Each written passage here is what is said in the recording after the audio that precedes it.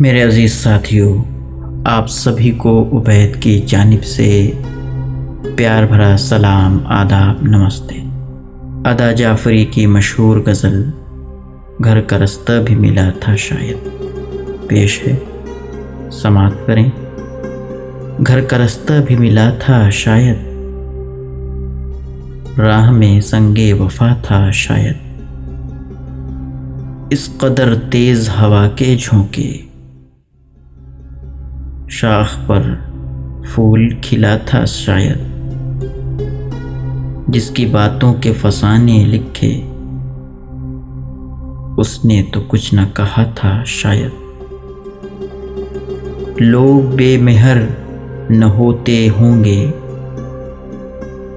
वहम सा दिल को हुआ था शायद, तुझको भूले तो दुआ तक भूले, और वही वक्ते दुआ था शायद। खूने दिल में तो डुबोया था कलम, और फिर कुछ न लिखा था शायद। दिल का जो रंग है ये रंग अता, पहले आँखों में रचा था शायद। शुक्रिया।